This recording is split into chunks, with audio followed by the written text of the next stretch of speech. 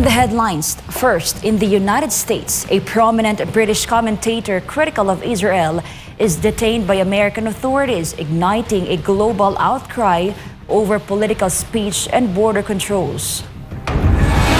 A diplomatic reset. President Donald Trump arrives in Tokyo to begin high-stakes tour aimed at rebuilding alliances and resetting trade ties with America's key partners.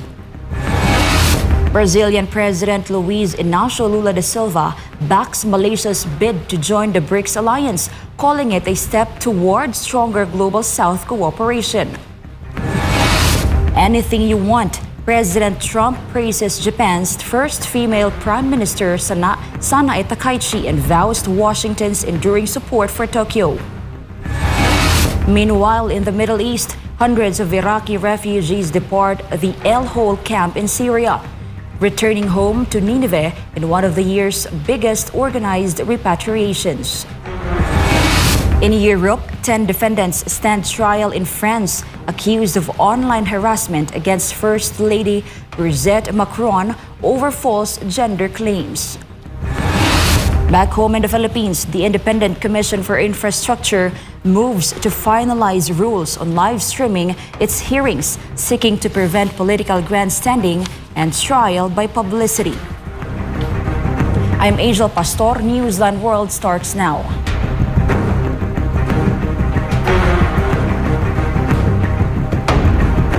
The Philippines Independent Commission for Infrastructure aims to finalize the rules of procedure for live streaming their hearings to ensure that these broadcasts are not used for political grandstanding or trial by publicity.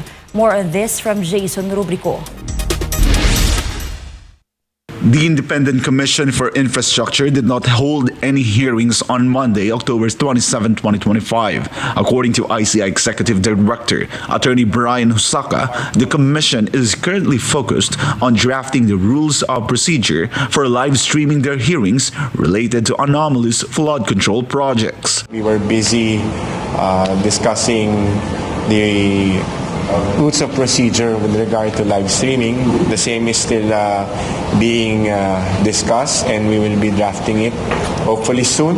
And then thereafter, the Commission would have to approve this, and then we will share this with the public. According to Hosaka, the purpose of the rules is to protect the rights of invited resource persons and to prevent the use of live streaming for political purposes. Binabalanse natin yung dating the things that we were concerned about, the ICI was concerned about, na hindi ito magagamit for political grandstanding, hindi we will prevent trial by publicity. At the same time, we want to respect the rights of individuals who will be invited as resource speakers or persons. At the same time, possible mentioning of names who are innocent. Hosaka added that caution is also needed in implementing live streaming because while transparency is important, existing laws and Supreme Court decisions on the matter must also be considered. The ICI aims to finalize the rules of procedure before their next hearing in November. Reporting for Newsline World, I am Jason Rubrico, SM9 News. Following last week's seizure of smuggled carrots, the Philippines Bureau of Customs has now confiscated frozen chicken. According to the agency, the shipment was declared as cartons of fish balls, but inspection allegedly revealed smuggled sacks of chicken in 2 container vans at the Manila International Container Port. Margot Gonzalez reports. 2 container shipments were intercepted by the Bureau of Customs at the Manila International Container Port, allegedly containing misdeclared items. According to Customs Assistant Commissioner Vincent Philip Parnilla, the shipment was declared as containing fish balls, but customs officers discovered that it actually hid sacks of frozen chicken, estimated to be worth over 12 million pesos. The shipments arrived from China on September 1. However, Maronilla said that even before they docked, the agency had received information that the cargo contained smuggled goods. The official added that the owner of the shipments is a new consignee and has no prior record with the Bureau of Customs. Identified na ho namin yung may-ari at ngayon po ay nagkukonduct na ang aming intelligence group ng investigasyon para ma-identify sino pa yung mga kasabwat dito at kung may iba pang kadugtong na shipment. Ang value po nito ay mahigit 12 million pesos. So that's within the cap po para makapag-file tayo dun sa ating bagong batas, yung Anti-Agricultural Economic Sabotage. Bukod po dun, of course, sa pag-file natin. Last week, authorities intercepted smuggled carrots that were mixed with tissue paper, which was declared as the contents of the dry container vans. According to Maranilla, the new modus operandi of smugglers now involves layering or mixing smuggled products with declared goods. In the case of the newly seized shipments, Maranilla said the cargo contained both smuggled chicken and fish balls, which were declared as the shipment's contents. For God and the beloved Philippines, this has been Margaret Gonzalez, SMNA News.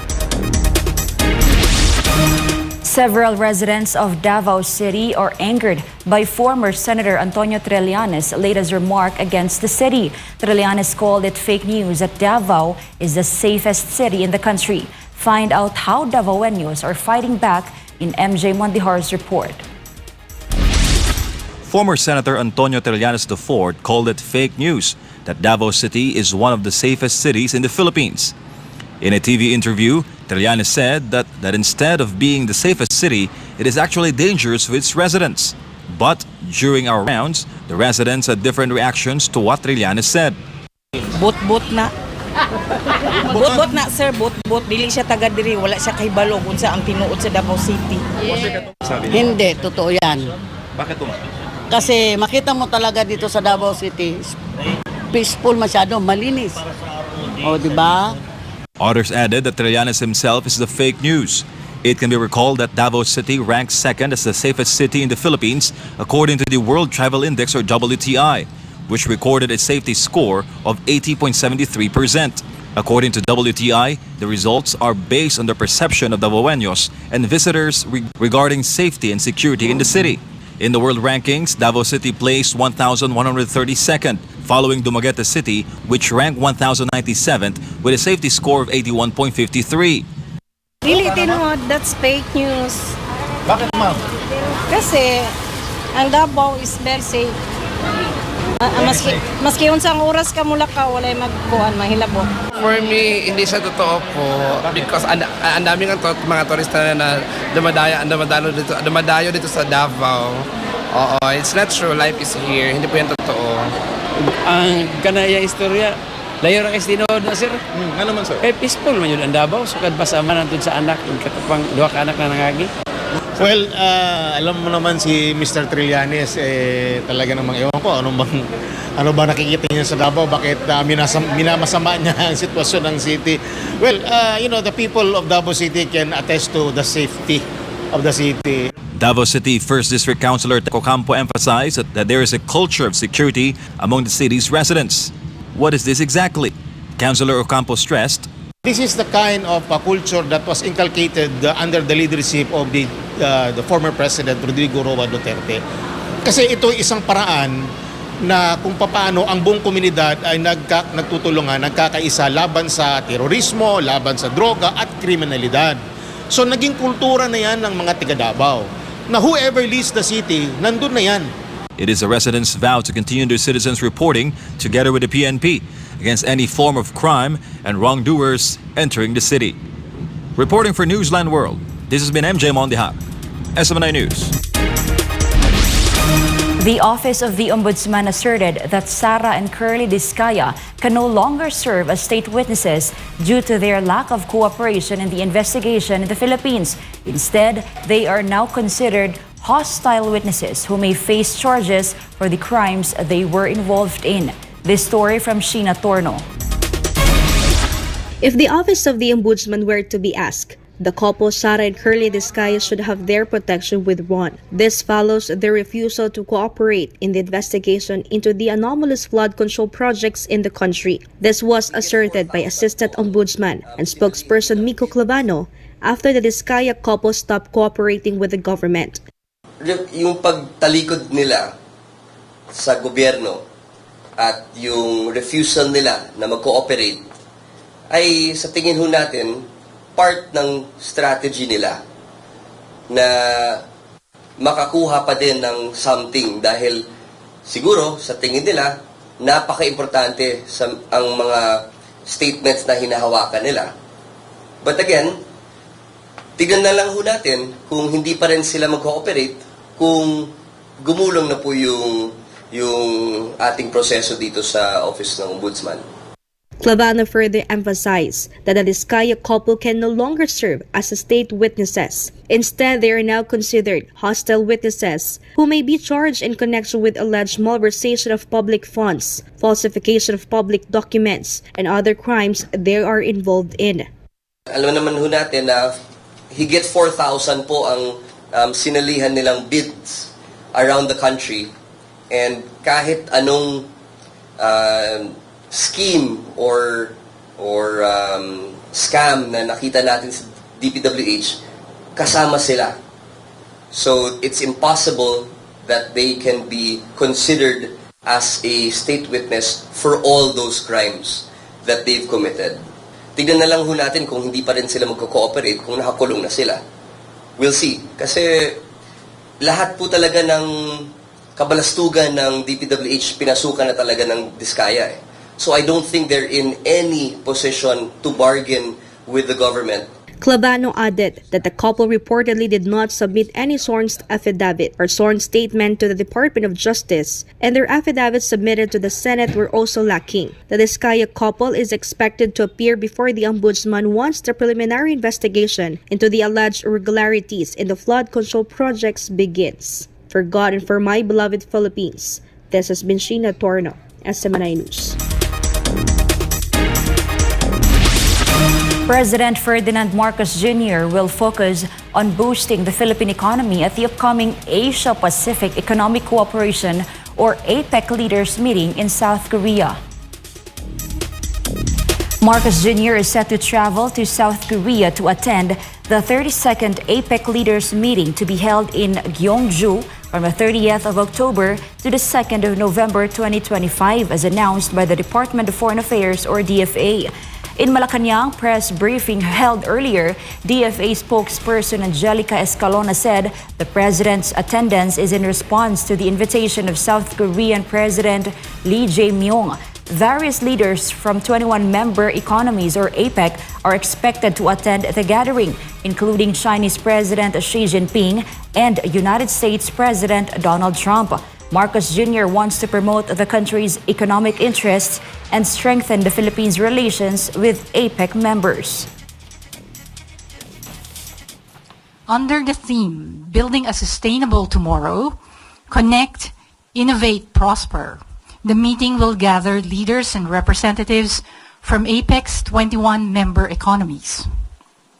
The President's participation is centered on advancing the Philippines' economic interests, forging deeper ties with APEC members, and reaffirming our commitment to APEC's vision of a more open, prosperous, and dynamic Asia-Pacific.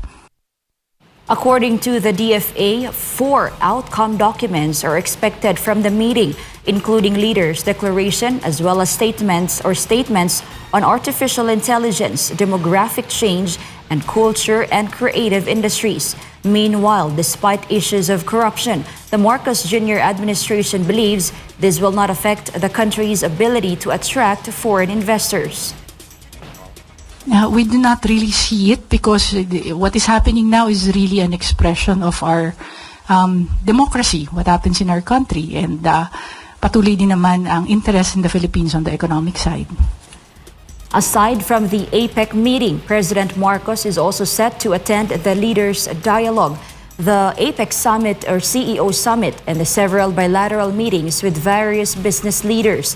He is likewise scheduled to meet with the Filipino community in Busan. Up next, in the United States, a prominent British commentator critical of Israel is detained by American authorities, igniting a global outcry over political speech and border controls.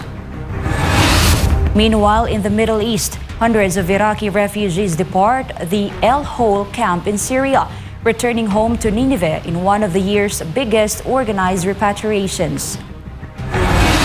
And in Europe, 10 defendants stand trial in France accused of online harassment against First Lady Brigitte Macron over false gender claims. More news when Newsline World returns.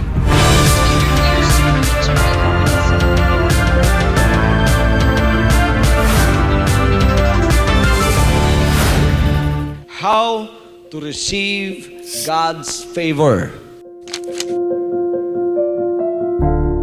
So, for us, in order to receive the favor of God, we must avoid a holier than thou attitude.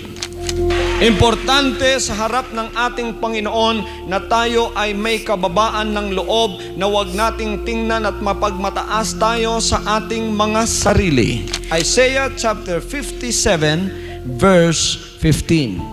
For thus saith the high and lofty one that inhabiteth eternity, whose name is holy. I dwell in the high and holy place, with him also that is of a contrite and humble spirit, to revive the spirit of the humble and to revive the heart of the contrite ones. Bilang mga anak ng Diyos na tunay, upang tayo ay kasihan ng kanyang pabor, kailangan tayo ay hindi lamang mapagpakumbaba, kundi tayo ay mapagpatawad. You want to seek the favor of God? Be forgiving in your heart, so that when you pray and lift up holy hands to heaven, the Lord of heaven will also forgive your trespasses. May pabor ka na sa Diyos pagka ikaw ay dumadalangin na pinatawad mo ang kasalanan ng iba. In order to receive the favor of God, we must be humble. We must be forgiving. And we should not judge. And then, if you want to have favor with God, you must love God and obey God's words at all times. Ang aklat na ito ng kautusan ay huwag mahihiwalay sa iyong bibig, kundi iyong pagbubulayan araw at gabi upang iyong masunod na gawin ang ayon sa lahat ng nakasulat dito, sapagkat kung magkagayoy, iyong pagiginhawain ang iyong lakad, at kung magkagayoy, magtatamo ka ng mabuting kawakasan. Magkakaroon ka ng pabor sa harap ng ating Panginoon. Mahalin ang kanyang mga banal na salita, ipamuhay ang kanyang banal na salita, sundin ang kanyang banal na salita, huwag hihiwalay ang kanyang banal na salita sa ating bibig araw at gabi. Pagbubulayan natin yan araw at gabi. Bago kayo magtrabaho sa umaga, pagkagising ninyo, kumuha muna kayo ng mga salita ng Diyos. Magbasa kayo, mag-devotional kayo. Basahin ang salita ng Diyos. Mahalin ang salita ng Diyos.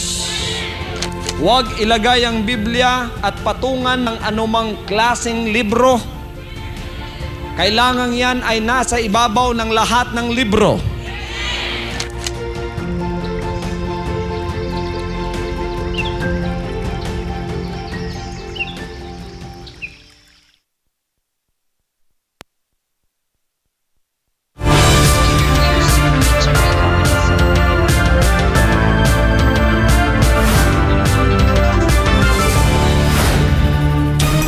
A high-profile British commentator critical of Israel has been detained in the United States, sparking a global outcry and renewed debate over whether political speech is being silenced at America's borders. Jomal Santos files this report. British political commentator Sami Hamdi was taken into custody by U.S. Immigration and Customs Enforcement at San Francisco International Airport after his visa was abruptly revoked. According to the Department of Homeland Security, Hamdi remains in ICE custody pending removal from the country.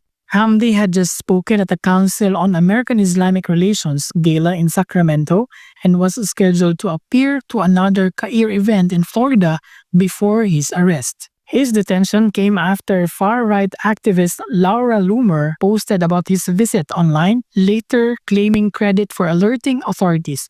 Loomer is known for spreading anti-Muslim rhetoric and conspiracy theories. Hamdi supporters say his arrest fits a troubling pattern. Foreign journalists and activists facing detention or deportation over pro-Palestinian views. Just last month, journalist Mario Guevara was deported after being arrested while live streaming an anti-Trump protest. The Council on American-Islamic Relations is demanding Hamdi's release, calling the arrest an attack on free expression and political dissent. The case has ignited a heated debate whether the U.S. is protecting its borders or punishing those who speak out. Civil rights groups say they've continued to press the Trump administration to drop the case. Reporting for Newsline World, Jomo Santos, SMNI News. In France, 10 people are on trial for alleged online harassment of First Lady Brigitte Macron, accused of spreading false claims that she was born a man. The Paris Criminal Court opened hearings Monday in a case that's drawn widespread attention in France, centered on social media posts accusing the French president's wife of secretly being male. Defense lawyers argued the case was exaggerated, saying their clients were being made examples of amid millions of similar posts online. One lawyer said no one would have seen the tweets if prosecutors hadn't made them public. Qui font peut-être 4 ou 5 mots chacun. Mon client, qui encore une fois n'est pas un militant, n'est pas un journaliste, n'est pas un éditorialiste, n'est pas un homme politique. Il a fait ses tweets, j'ai presque envie de dire, dans l'anonymat le plus complet. Encore une fois, personne n'aurait vu ces tweets si le ministère public, si le procureur n'avait pas décidé, j'ai envie de dire, de les mettre sur la voie publique. Donc, il y a quelque... Among those charged is Amandine Roy, who denied wrongdoing, insisting the accusations were a matter of free expression rather than harassment. Roy refused to apologize, calling the case the last straw. Alors ça, c'est le comble. Il va d'abord falloir que eux me fassent des excuses, mais on n'est pas là pour ça. Aujourd'hui, ça va être juste l'instruction à l'audience. Donc on aura peut-être les plaidoyers de la partie civile et réquisition. Et pour l'instant, on entend bien démontrer qu'on n'a rien à voir dans cette histoire et qu'il n'y a pas d'infraction. Outside court, some supporters defended the post as satire and free speech, while others doubled down on the false claims. Proceedings are expected to continue in the coming weeks. Hundreds of Iraqi refugees have left the Al-Hawl camp in Syria, making their way home to Nineveh province in one of the largest organized repatriations this year. Officials say it's part of ongoing efforts to dismantle the camp and help displaced families start anew. Jane Cognita has the full story. Around 840 Iraqi refugees left the Al-Hawl camp in Syria's Hasaka province for Iraq's Nineveh province in the latest round of organized returns under a repatriation program launched in 2021. U.S. forces escorted the convoy as families of former Islamic State fighters gathered their belongings before boarding buses outside the camp. Officials said this marks the 30th repatriation trip to Iraq, delayed by 2 months due to overcrowding at the El Jada camp in Mosul. The Al-Hawl camp, home to tens of thousands of residents of various nationalities, mostly relatives of ISIS members, has been the focus of ongoing efforts to close the facility and return its inhabitants. هذه هي رحلة رقم 30 من رحلات العودة العراقية. العدد متوقع لهذه الرحلة 840 شخص 249 عائلة. طبعا خرجت هذه الرحلة بعد توقف دام شهرين بسبب الاكتظاظ السكاني في مخيم الجذعة في محافظة الموصل العراقية. العمل مستمر على إخراج بقية العوائل العراقية الراغبة بالعودة من مخيم الهول إلى العراق. The Iraqi government says more than 19,000 people have returned so far from Al-Hawl, with dozens of reintegration programs underway to support returnees. وإن شاء الله اليوم راجعين لوطننا نتأمل من الحكومة العراقية. بدنا ثبوتيات، بدنا أمان، بدنا مناطقنا يعني وبيوتنا خربانة حيل، بدنا يعني دعم منهم مالي أو يعني يصلحون أحوالنا لأن هي حيل تعبنا ونريد دعم نفسي هناك. This is the 13th repatriation trip of the year as both Iraqi and Syrian authorities move closer to fully dismantling the Al-Hawl camp. Authorities say the repatriations will continue in batches until all Iraqi nationals who wish to return have been processed. This has been Jane Cudnita, your Global Citizen correspondent, reporting for Newsline World. President Trump touches down in Tokyo, kicking off a high-stakes Asia tour aimed at rebuilding alliances and resetting trade ties with America's key partners. More on this from Valdivina Gracia.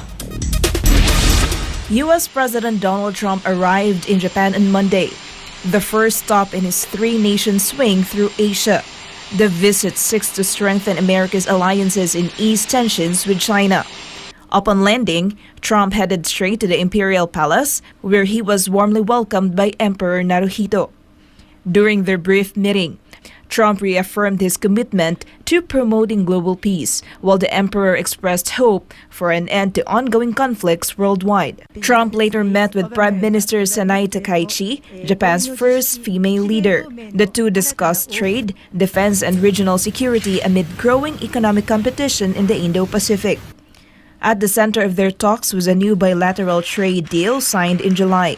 Under the agreement, the United States will cut tariffs on Japanese goods to 15% in exchange for $550 billion in Japanese investments in U.S. industries, such as semiconductors and artificial intelligence by 2029. Japan's Finance Minister Satsuki Katayama says Tokyo is ready to swiftly and sincerely implement the deal. After wrapping up his Japan visit, Trump heads to Busan, South Korea for the Asia-Pacific Economic Cooperation Summit, where he's expected to meet Chinese President Xi Jinping.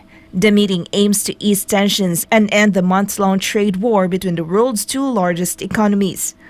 Trump has also hinted at extending his stay in Asia if a meeting with North Korean leader Kim Jong-un becomes possible, potentially reviving talks on peace in the Korean peninsula. Reporting for Newsline World, this is Valdivina Gracia. SMNA News. In a warm and symbolic meeting in Tokyo, as United States President Donald Trump congratulated Sanae Takaichi, Japan's first ever female prime minister, promising that Washington would always stand by Tokyo. Speaking alongside their delegations, Trump praised Takaichi's leadership and reaffirmed Washington's commitment to Tokyo, saying, "You can have anything you want." On behalf of our country, I want to just let you know, anytime you have any question, any doubt, anything you want, any favors you need, anything I can do to help Japan, we will be there. We are an ally at the strongest level. Trump also lauded Japan's growing defense investments, confirming what he called a very large new order for American military equipment. I know that you are increasing your military capacity very substantially, and we've received your orders for a very large amount of new military equipment, and you know that we make the best military equipment in the world, the jets, the missiles, and everything else, and hopefully we don't have to use them very much, if at all. But we appreciate that order, and we very much appreciate the trade. We're going to do tremendous trade together, I think more than ever before.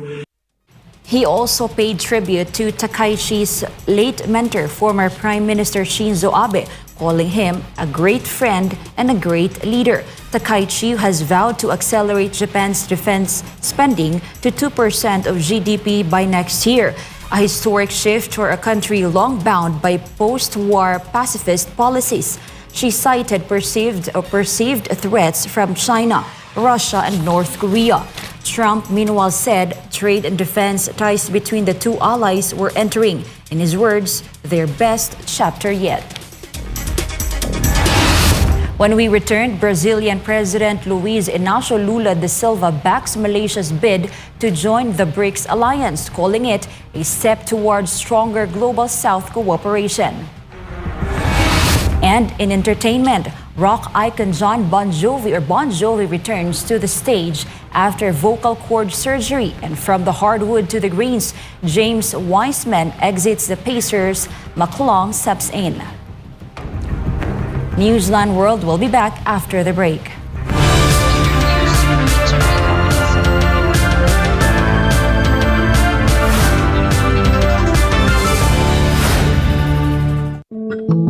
Madalas ka bang napapasobra sa pag-scroll sa phone mo kahit puro masasamang balita ang nakikita mo? Isipin mo ito. Nakahiga ka na sa kama, nagche-check lang ng phone bago matulog. Tapos, hindi mo na malayan, ilang oras ka na palang nagbabasa at nanonood ng mga balita tungkol sa digmaan, sakuna, politika, at lahat ng masasamang nangyayari sa mundo. Nakakaramdam ka na ng kaba at pagod, pero tuloy mo pa rin ang scroll mo. Ang tawag dyan ay doom scrolling. Ito ang habit ng paulit-ulit na pagtingin sa mga negatibo o nakakadepress na content tulad ng digmaan, krimen o problema sa mundo. Nakaka-stress pero hindi mo pa rin mapigilan. Ayon sa isang pag-aaral ng Texas Tech University, ang sobrang konsumo ng masasamang balita ay nauugnay sa pagtaas ng stress, anxiety at pisikal na sintomas gaya ng pagkapagod at sakit ng ulo.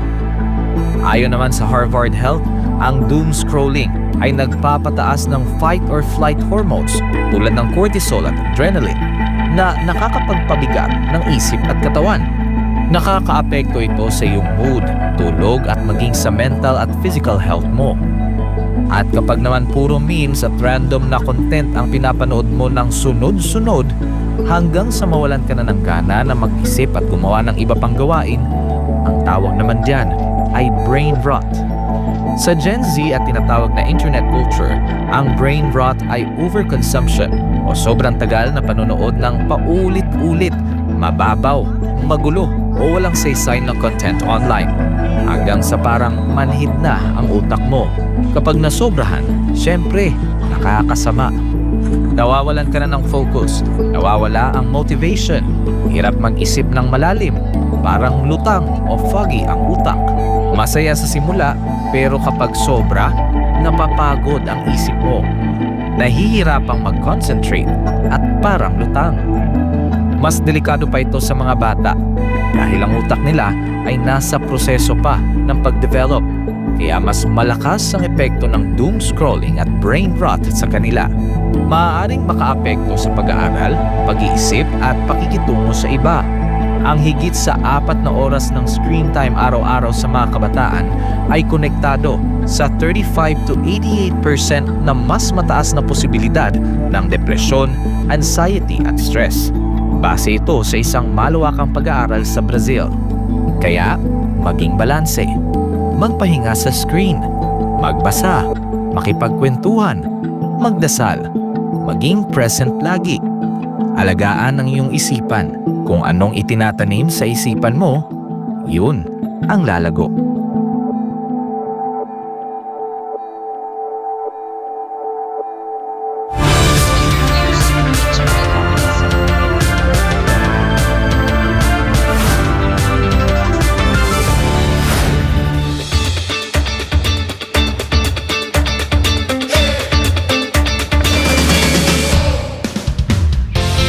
Larger-than-life rabbit has hopped its way into Monterrey's heart, delighting visitors at the Santa Lucia International Festival. More on this story from Anissa de Guzman. Visitors flocked to Monterrey to marvel at a massive white rabbit installation that has become the centerpiece of this year's Santa Lucia International Festival. The artwork, titled Intrude XXL, is displayed at the city's iconic Macro Plaza, attracting both locals and tourists eager to snap photos and witness the glowing spectacle at night. Created by Australian artist Amanda Parer, Intrude XXL combines beauty with meaning. The giant illuminated rabbit symbolizes the complex relationship between humans and nature, drawing inspiration from the ecological damage caused by rabbits introduced to Australia in the late 18th century. The government of Nuevo Leon encouraged residents and visitors to enjoy the installation and explore other festival activities, which will run until November 2. The exhibit not only brightens the city's skyline but also highlights the power of art to spark conversation and bring communities together. I'm Anissa de Guzman, your Global Citizen correspondent, reporting for Newsline World.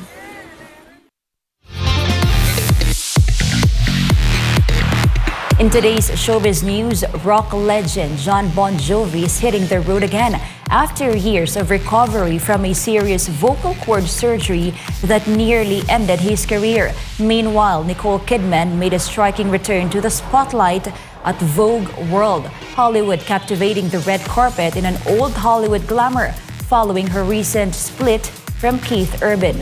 More on these stories from Stella Maurice. This 63-year-old frontman Bon Jovi is back in top form and ready to tour. Bon Jovi just announced their upcoming Forever Tour, kicking off July 7, 2026 at New York's Madison Square Garden. After a long rehabilitation, Bon Jovi says regaining his voice was like an athlete recovering from a major injury. Slow, painful, and demanding total focus. He adds that delivering a full, high-energy performance for fans matters more to him than simply getting back on stage. In celebration, the band also unveiled a Forever Legendary Edition album featuring collaborations with big names like Bruce Springsteen and Avril Lavigne. Exclusive fan pre-sales opened October 27 in the United States, with general ticket sales set for October 31. Bon Jovi's comeback marks his first full tour since surgery, proof that for this rock icon, the music truly lives on forever.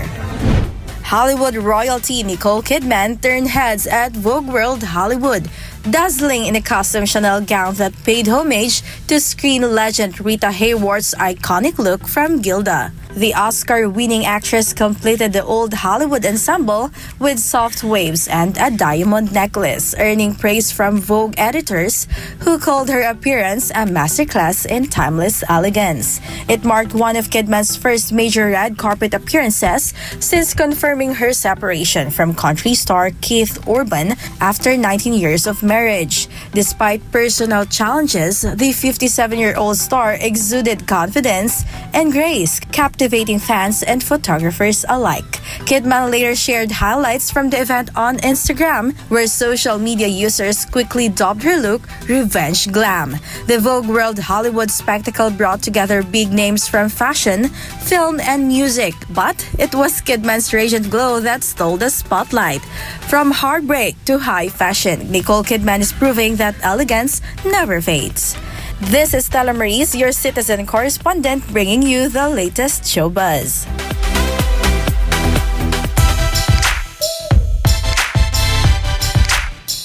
From the NBA to the fairways, James Wiseman is out, McClung is in for the Indiana Pacers, and Miguel Tabuena brings pride to the Philippines with a stunning international series victory. Here's Carlo de la Peña for our sports news. The Indiana Pacers have released center James Wiseman to make room for guard Mac McClung as the team continues to adjust its roster amid a string of early season injuries. The move comes after McClung signed his first standard NBA contract, a non-guaranteed multi-year deal that required the Pacers to free up a roster spot. With several players sidelined, Indiana opted to strengthen its backcourt depth, parting ways with Wiseman in the process. Wiseman, the second overall pick in the 2020 NBA draft, once carried big expectations as a future star, but his stint with the Pacers was brief, offering limited opportunities to prove himself. Now entering free agency, the 7-foot center becomes one of the most notable names on the market, with several teams expected to take a closer look at whether he can regain the form that once made him one of the league's most promising young big men. Meanwhile, 31-year-old Filipino golf star Miguel Tabuena has captured the International Series title at Santa Elena, capping off a remarkable week that drew record local support and international attention. The victory boosts Tabuena's bid for a possible LIV golf berth, with the International Series champion at season's end earning direct entry into the elite circuit. Currently sitting second in the International Series standings behind Zimbabwe's Scott Vincent, Tabuena now heads to Hong Kong, Singapore, and Saudi Arabia, hoping to close the gap and secure that coveted spot. Tabuena's performance was nothing short of spectacular, highlighted by an ace, multiple eagles, and a flurry of birdies, as he overcame the pressure of playing on home soil and bounced back from a recent neck injury. In an emotional post-victory moment, Tabuena dedicated the win to his supporters, saying he hopes his win inspires not just golf fans but all sports fans in the Philippines. With this breakthrough triumph, Miguel Tabuena once again proves that Philippine golf can shine brightly on the world stage. Reporting for Newsline World, this has been Carlo de la Peña bringing you the latest sports news. And before we end, may you be inspired with the words of the sun.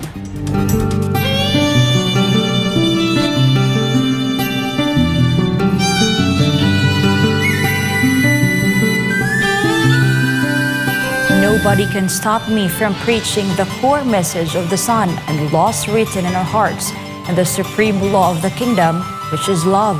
No hate, but love.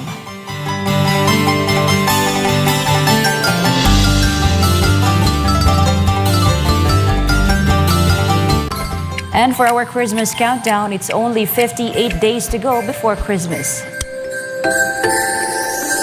And that's all for today's edition of Newsline World. For God and my beloved country, the Philippines, I'm Angel Pastor. Thank you for watching and goodbye.